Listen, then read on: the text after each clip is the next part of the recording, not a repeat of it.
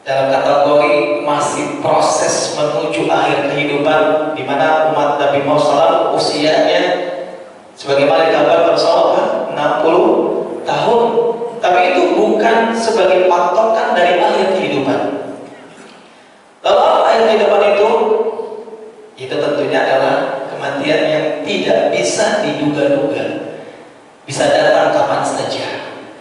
Nah, penting bagi kita untuk menata ikhlas menuju akhir kehidupan. Ya habati fillah, kita selalu menata kehidupan kita untuk bisa mendapatkan kehidupan yang layak di dunia ini. Sehingga terkadang kita melewati sesuatu yang seharusnya kita menatanya. Untuk apa? Untuk mendapatkan kehidupan yang layak di dunia dan di akhirat. Dan bahkan kalau kita menatanya dengan baik, ini akan menjadi jalan mudah dan ringan ketika kita kembali kepada Allah Subhanahu wa Ta'ala. Ayah dan bunda, para jamaah semuanya, ya habati fillah, banyak orang yang beribadah, tapi ternyata di sisi Allah nol nilainya. Ini patut kita harus waspadai pada diri kita. Boleh jadi itu terjadi pada saya pribadi, ataupun kepada yang lainnya. Kenapa ini bisa terjadi, ya bunda semuanya? Apakah ada yang salah dari ibadah kita? Ataukah ada yang kurang dari amalan yang kita kerjakan? Atau ada sesuatu yang kita lewati dari hal yang mendasar? Kalau menurut para jamaah, kira-kira apa yang membuat nilai ibadah kita di sisi Allah tidak bernilai apa-apa? Ada dia nggak ya? Bisa kalau ada dia semangat. Ya. Ada yang bisa menjawab? Para jamaah semuanya, apa kira-kira yang membuat itu terjadi? Kita kadang fokus, banyak orang fokus dalam beribadah itu adalah dalam perbuatan dan amal itu apa yang dia lakukan, tapi dia lupa untuk siapa dia melakukan hal itu. Kita sholat, kita puasa, kita bersedekah, kita berbuat baik. Apakah benar kita melakukannya itu benar-benar karena Allah, atau hanya sebatas rutinitas atau kewajiban saja? Karena ya bunda semuanya, ibadah kalau semata-mata hanya dikerjakan menggugurkan kewajiban saja, tidak ada memiliki nilai istimewa, maka di sisi Allah pun tidak bernilai istimewa. Kenapa ya bunda? Karena orang yang menjalankan ibadah sebatas menggugurkan kewajiban, maka dia tidak peduli apakah ibadahnya diterima atau tidak diterima. Mungkin kita bisa ngecek di dalam diri kita dan hati kita. Selama ini saya beribadah untuk apa? Sebatas menggugurkan kewajiban saya sebagai seorang muslim, mengerjakan suatu lima waktu, ataukah kita mengerjakannya untuk sesuatu yang lebih besar daripada itu?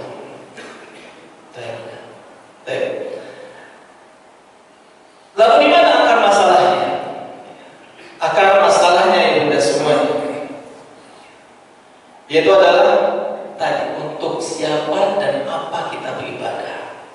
Itu yang membuat nilai ibadah kita menjadi tinggi, menjadi besar. Tapi kalau kita melakukannya tidak berdasarkan untuk siapa dan apa kita beribadah itu, maka nilainya menjadi kecil. Pada berkata Imam Hasan al-Basri, beliau berkata, "Rubba amalin min a'malid dunya tuhawwiluhu niyyah ila amalin min a'malil akhirah." Rubba amalin, berapa banyak satu amal yang bentuk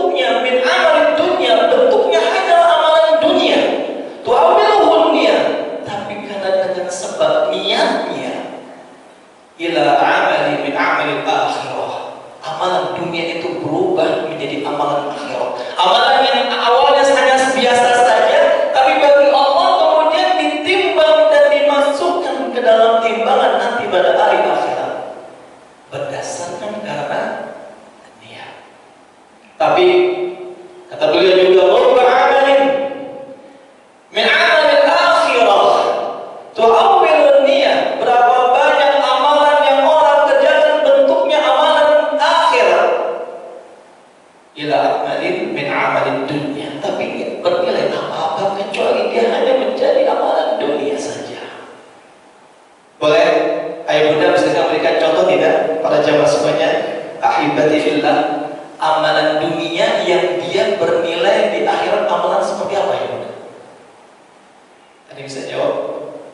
Panitia ada ngasih hadiah 100.000 nih buat satu pertanyaan. Ada tidak? Biar kita lebih hidup tanya jawab ya, biar nanti lebih seru kajian kita insyaallah. Ada yang bisa menjawab ya? Amalan dunia yang ditimbang kemudian menjadi amalan akhirat itu apa? Seperti apa? Sedekah itu amalan dunia apa akhirat? Akhirat. Akhirat itu ya itu Bunda. Apa? Bekerja. Sahih. Bekerja itu amalan dunia. Tapi kenapa bisa ditimbang ke akhirat? Karena dia bekerjanya karena Allah. An-niyah. Orang yang bekerja karena Allah, dia akan menjaga amanah dalam pekerjaannya. Dia akan menjaga batasan-batasannya. Inilah yang kemudian menjadi amanah akhirat. Kata Imam Hasan Basri. Apa lagi ya? Tidur. Tidur amalan dunia apa akhirat? Di dunia. Tapi dia bisa menjadi amalan akhirat ketika dia niatkan tidurnya. Saya mau tidur nih, nanti malam saya mau bangun.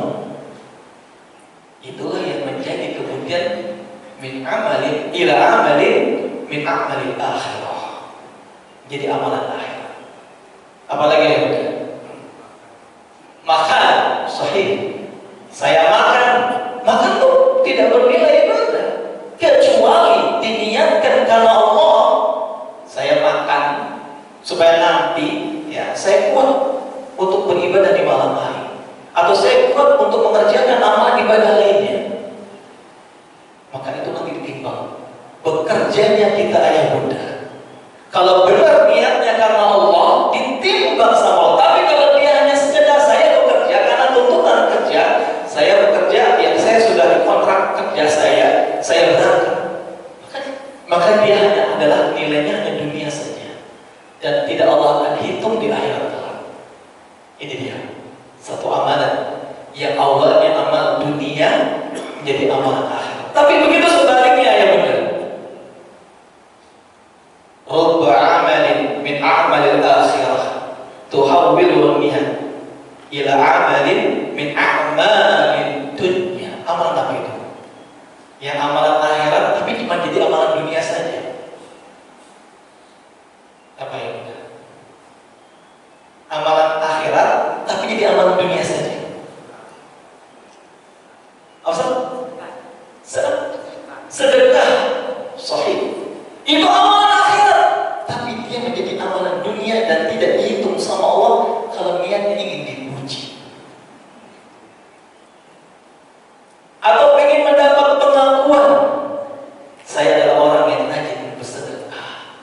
Sholat subuh kita ini untuk apa nih? Niat kita untuk apa? Oh, biar dibilang ke masjid dia rajin sholat. Biar saya dibilang rajin sholat. Nanti saya udah jarang ke masjid, pas subuh nggak bisa datang, jadi omongan orang. Nah, kalimat itu merubah yang awalnya amalan akhirah menjadi amalan dunia. Nggak ada nilai di sisi Allah Subhanahu wa Ta'ala. Sama seperti menggugurkan kewajiban. Ayah bunda semuanya, saya pertanyaan buat ayah bunda semuanya. Ya, apa bedanya kita sholat subuh dengan menggugur hanya karena sebatas menggugurkan kewajiban dengan sholat subuh karena Allah? Siapa yang bisa jawab ya? Para jemaah rahimani warahmatullah, apa yang membedakan ibadah yang kita kerjakan sebatas rutinitas kewajiban dengan ibadah yang kita kerjakan karena Allah? Apa bedanya ibadah tersebut? Soal subuh waktunya apalagi bunda, ibu, niatnya, apalagi niatnya sesuatu pasti kan, nggak mungkin kita selalu niatnya, mungkin niatnya karena Allah gitu. Saya yakin mungkin karena Allah ya, insya Allah. Atau mungkin enggak, betul. Saya lengkapi ya bunda. Ya. Insya Allah jawabannya luar biasa. Bedanya, kalau sekedar menggugurkan kewajiban maka kita sholat dengan seadanya. Yang penting saya sudah melakukan. Sahih. Tapi kalau niatnya karena Allah, dia akan berusaha belajar lagi, termasuk saya. Saya ketika takbir ini yang benar gimana cara mengangkat tangan saya. Ketika saya bersedekah, bagaimana saya bersedekah? Kenapa doanya bunda kita berpikir sejauh itu? Kenapa? Karena kita khawatir ibadah yang kita kerjakan tidak sesuai dengan Rasulullah contohkan. Inilah yang menyebabkan amalan kita tidak bernilai di sisi Allah Subhanahu wa Ta'ala. Itu bedanya. Tapi kalau orang kan kalau sholatnya cuma membawakan kewajiban, Allahu Akbar, ada yang dipikirin. Tapi kalau kita yang beribadah karena Allah, kita akan beribadah pertama ketika mulai mengangkat takbir, kita akan memastikan tangan kita benar-benar takbirnya sesuai yang Rasulullah ajarkan. Jangan sampai ada tangannya Allahu Akbar. Gerakan kita, bacaan dalam sholat kita, karena kita khawatir nggak diterima sama Allah, apa yang kita lakukan? Kita nyontek. Siapa yang kita contek? Orang ini sudah pasti terima oleh Allah Subhanahu wa Ta'ala, yaitu Rasulullah SAW. Contek beliau begitu sholatnya. Mencontek sahabat Nabi yang sudah dijamin masuk surga semuanya. Maka disitulah ada perbedaannya. Ibadah kita akan berbeda ya. Yakin akan terasa berbeda. Baik. Kita lanjut ya dari semuanya. Nah, syarat ketika ibadah ada berapa? Satu, ikhlas. Yang kedua apa ibadah? Ya, ittiba. Pertanyaan saya bisa jawab. Mana yang lebih utama, ikhlas atau ittiba? Ikhlas atau ittiba? Syarat terimanya itu kan dua, ikhlas dan ittiba. Mana yang lebih utama? Ikhlas. Ittiba. Dua-duanya sahih. Dua-duanya. Ya. Dua-duanya. Ya, berkata para ulama, yaitu sebagaimana dikatakan oleh seorang ulama yang beliau berkata, wal ikhlas, al-ikhlas wal ittiba'u huma rukna qabulil amal. Ikhlas dan ittiba keduanya adalah syarat diterimanya ibadah. La tasihhu amalun, maka tidak sah amal seseorang illa bihi ma'an, kecuali keduanya ada. Kenapa? Al-ikhlasu ruhul amal. Ikhlas itu ruhnya amal perbuatan kita. Sedangkan wa ittiba'u huwa suratul amal. Dia adalah bentuknya ibadah. Maka nggak bisa dipisahkan. Jadi kalau ditanya mana yang lebih afdol, keduanya itu lebih afdol. Tidak bisa ikhlas yang afdol. Kenapa? Karena Allah. Atau orang yang tiba karena mencontoh Rasulullah. Enggak, harus keduanya. Tidak bisa dipisahkan. Tadi saya katakan la tasihhu, la yasihhu amalun illa bihi ma'an. Tidak bisa keduanya dipisahkan. Kenapa? Karena ikhlas dan ruhnya amal, sedangkan ittiba adalah bentuknya ibadah. Baik, ikhlas. Apa itu ikhlas ya Bunda? Pasrah, menyerah, kalah. Kita lagi belajar bagaimana kata ikhlas, maka harus paham dulu apa itu definisi ikhlas. Ada bisa jawab ya Bunda semuanya? Mencari ridho Allah. Bisa lebih ini ya Bunda, bisa lebih detail lagi. Mencari ridho Allah itu mungkin bisa bisa lebih dijabarkan, lebih mudah difahami? Apa sih mencari ridho Allah itu yang benar? Nah, itu pertanyaan saya. Apa itu mencari ridho Allah? Kita kan bilang ridho Allah, ridho Allah, ridho Allah. Tapi apa itu ridho Allah?